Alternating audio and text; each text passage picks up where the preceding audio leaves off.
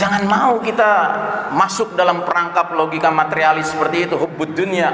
Konflik abadi sepanjang sejarah umat manusia telah dibeberkan dalam Al-Quran dalam banyak kisah, ya.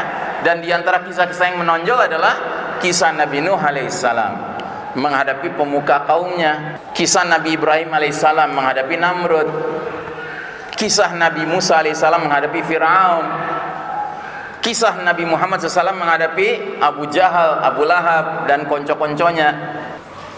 Akan terus begitu, Pak, ya. Makanya sekali lagi saya ingatkan, kalau kita mau terlibat dalam konflik, terlibatlah dalam konflik yang hakiki.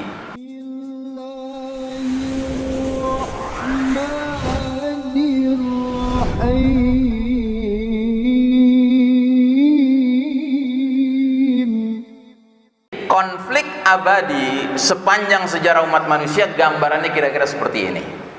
Yang sebelah kanan, Allah Ta'ala sentral kehidupannya, ya, fokus kehidupannya. Allah Ta'ala mengirim dari zaman ke zaman, dari negeri ke negeri, para kurirnya, para messengernya, pembawa pesan-pesan dari Allah Ta'ala. Mereka lah al-anbiya'i wal mursalin alaihimussalam, para nabi dan para rasul. Nah, yang menyambut mereka siapa? Al-mu'minun, orang-orang yang beriman, yang ketika mereka berhimpun, mereka disebut dalam himpunan Hizbullah, ya, partai Allah, ya.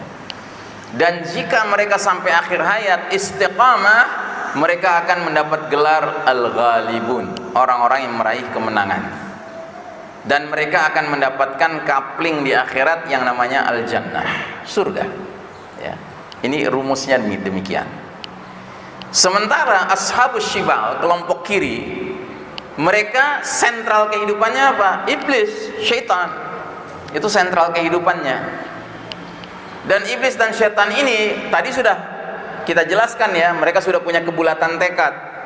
Karena engkau sudah menghukum aku ini sesat, aku akan, ya, halang-halangi mereka dari Shiratal Mustaqim. Akan aku datangi dari depan, belakang, kiri, kanan. Engkau tidak akan temukan kebanyakan mereka mau bersyukur, taat. Nah, artinya apa? Mereka sudah berbulat tekad ingin menyesatkan sebanyak-banyaknya, ya, Bani Adam. Dan mereka punya kaedah hukum ekonomi. Apa itu? Mengerahkan sesedikit mungkin tenaga dalam rangka mendapatkan keuntungan sebesar-besarnya. Itu kan hukum ekonomi, begitu ya. Biaya sekecil-kecilnya, untung segede-gedenya. Itu kan hukum ekonomi. Nah, jadi dalam rangka mereka menyesatkan umat manusia yang begini banyak, ya mereka nggak datengin atu-atu gitu kan, oh boros itu tenaganya. Akhirnya mereka datangi siapa? Yang mereka datangi simpul-simpul di masyarakat itu.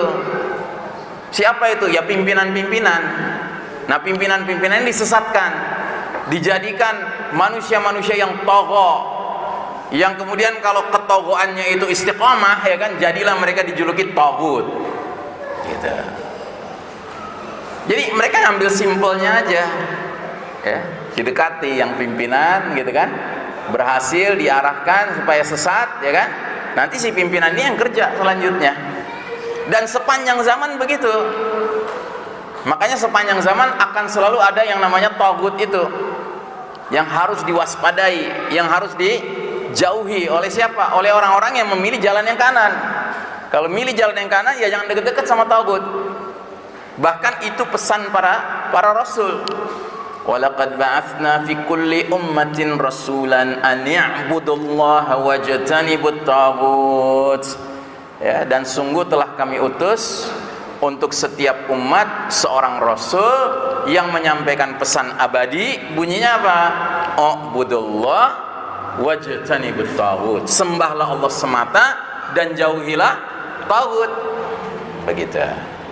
Sementara iblis dan syaitan, bala tentaranya, junudus syaitan, ya, mereka itu justru mencari-cari simpul di tengah masyarakat, siapa yang paling besar pengaruhnya, ya. Nah, itu disesatkan, jadilah dia taghut di tengah-tengah masyarakat yang dia pimpin. Gitu. Dan ini bertingkat-tingkat, Bang. Anda jangan membayangkan taghut itu cuma satu untuk seluruh masyarakat, enggak. Ya, ada taghut untuk kelompok yang ini ada togutnya, kelompok yang ini ada togutnya. Ini masing-masing tuh komunitas ada togutnya, Pak. Makanya hati-hati, jangan sampai kita bikin komunitas, diam-diam kita udah jadi togut juga di komunitas itu, ya kan? Sedemikian rupa kita diagung-agungkan, dimuliakan, ya kan, sampai akhirnya, ya kan, mereka yang di komunitas itu sudah memperlakukan dia sebagai tagut. Nah, dan para tagut ini puncaknya tagut itu nanti akan muncul at the end, di ujung perjalanan dunia ini menjelang dunia berakhir, dan dialah sosok Al-Masihud Dajjal. Dajjal itulah tagut yang paling fenomenal nantinya, ya. Makanya si Dajjal ini punya kemiripan dengan salah satu tagut fenomenal di masa lalu yang bernama Fir'aun. Fir'aun dahulu kala sedemikian togohnya, sedemikian melampaui batasnya, sampai dia ketelepasan, ya, ngucapin kalimat yang luar biasa kurang ajarnya, zolimnya, ana rabbukumul a'la, akulah Tuhan kalian wahai bangsa Mesir, akulah Tuhan kalian yang maha tinggi, ya. Nah, Dajjal pun demikian nanti. Dajjal itu akan mengatakan ana rabbukum, aku Rabb kalian. Dia datang ke semua negeri, dia datang ke semua kampung, dia deklarasikan ana rabbukum, ya. Nah, siapa yang menyambut para tagut ini? Yang menyambut para tagut adalah kaum musyrikin, kaum kafirin, dan kaum munafikin. Kalau yang menyambut utusan-utusan Allah, nabi dan rasul, itu kaum mukminin. Tapi kalau yang menyambut para tagut itu siapa? Musyrikin, kafirin, dan munafikin. Yang kalau mereka berhimpun dalam satu himpunan, Allah kasih nama Hizbus Syaitan, partai syaitan, ya. Dan jika mereka sampai akhir hayat sebagai anggota Hizbus Syaitan tidak mau bertaubat dan pindah kapling ke kanan, ya, nyebrang gitu, ya, maka mereka akan berakhir menjadi golongan al-khasirun, yang merugi. Dan itu berarti di akhiratnya mereka akan ditempatkan di kapling yang namanya an-nar, ya, neraka as-sa'ir, yang menyala-nyala, ya. Nah, jadi inilah hakikat konflik di dunia ini, Pak, ya. Atau kita pilih registrasi ke kanan, atau seseorang pilih registrasi ke kiri, ya. Cuma dua aja pilihan registrasinya, Pak, ya. Subscribe, registrasi, pencet bel, nah, ya kan, konsisten di situ, ya. Terserah yang mana, yang kanan apa yang kiri, ya. Makanya Allah sampai mengatakan di surat Al-Kahfi, wa qulil haqqu min rabbikum faman syaa'a falyu'min wa man syaa'a falyakfur, kan gitu, ya. Allah kasih kebebasan, katakanlah kebenaran datang dari Rabbmu, siapa yang mau beriman silahkan beriman, siapa yang mau kafir silahkan kafir. Sama Allah nggak ada paksaan, ya. Kita dikasih peluang yang sama, Pak, untuk beriman atau kafir. Cuman jangan dong pilih jalan iman terus sok-sok tawadu dengan mengatakan apa? Gua nggak butuh surga, gitu. Nggak bisa. Kalau milih jalan iman dan kita istiqomah di atas jalan iman, pasti ujungnya surga, pasti itu. Sebagaimana orang jangan pilih jalan kafir terus sambil merasa yakin nanti masuk surga, gitu. Nanti kalaupun ada pengadilan, gue bakal diampuni sama Allah.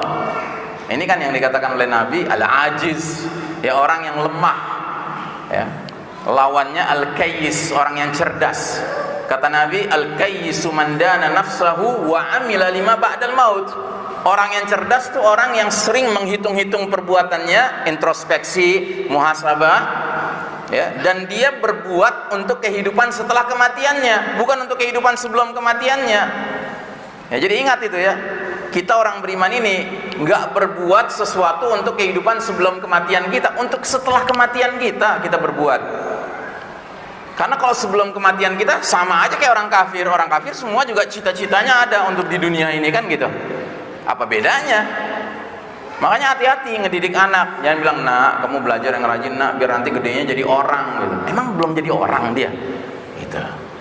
Jangan mau kita masuk dalam perangkap logika materialis seperti itu, hubbud dunya. Kita ini, kata Nabi, al-kayyis, orang yang cerdas, orang yang sering menghitung-hitung perbuatannya, dan dia beramal untuk kehidupan setelah kematiannya. Tapi sebaliknya, al-ajiz, orang yang lemah, adalah orang yang mengikuti hawa nafsu, wa yatamanna 'ala Allah, sedangkan dia berangan-angan bakal diampuni sama Allah. Dia selalu mengandalkan Allah itu Ghafurur Rahim, Allah itu Maha Pengampun, ya. Dia melupakan Allah itu Syadidul Iqab, sangat keras azabnya. Allah itu Maha Penegak Keadilan, ya, dan seterusnya. Nah, jadi saudaraku rahimakumullah, konflik abadi sepanjang sejarah umat manusia telah dibeberkan dalam Al-Qur'an dalam banyak kisah, ya. Dan diantara kisah-kisah yang menonjol adalah kisah Nabi Nuh alaihissalam menghadapi pemuka kaumnya, ya. Kisah Nabi Ibrahim alaihissalam menghadapi Namrud, kisah Nabi Musa alaihissalam menghadapi Fir'aun, kisah Nabi Muhammad SAW menghadapi Abu Jahal, Abu Lahab dan konco-konconya, dan kisah Isa alaihissalam kelak nanti berhadapan dengan Al-Masihud Dajjal. Akan terus begitu, Pak, ya. Makanya sekali lagi saya ingatkan, kalau kita mau terlibat dalam konflik, terlibatlah dalam konflik yang hakiki. Jangan terlibat dalam konflik yang tidak hakiki. Jangan konflik dengan sesama orang beriman, tapi konfliklah dengan memastikan diri kita registrasinya benar, registrasi menjadi kelompok Hizbullah untuk berhadapan-hadapan dengan kelompok Hizbus Syaitan. Nah, hari ini musuh-musuh Allah yang diizinkan mimpin dunia ini sengaja bikin front-front, pertarungan-pertarungan, konflik-konflik sampingan, Pak, yang kita akhirnya habis energi kita, tenaga kita untuk ribut dengan sesama saudara beriman, ya, karena kita nggak mau ngelihat yang lebih luas, bahwa hakikat konflik itu semestinya adalah kita tidak mau mengeluarkan energi kecuali menghadapi yang jelas-jelas berada di seberang sana, yang registrasinya ke sebelah kiri tadi, yang loyalnya kepada Taghut, ya kan, bukan loyalnya kepada Allah Ta'ala. Siapapun yang loyalnya kepada Allah Ta'ala kita anggap sebagai saudara kita, sekalipun dalam banyak hal mungkin masih punya perbedaan-perbedaan, tapi yang penting karena kita tahu dia loyal sama Allah, dia saudara kita. Ya salli wa sallim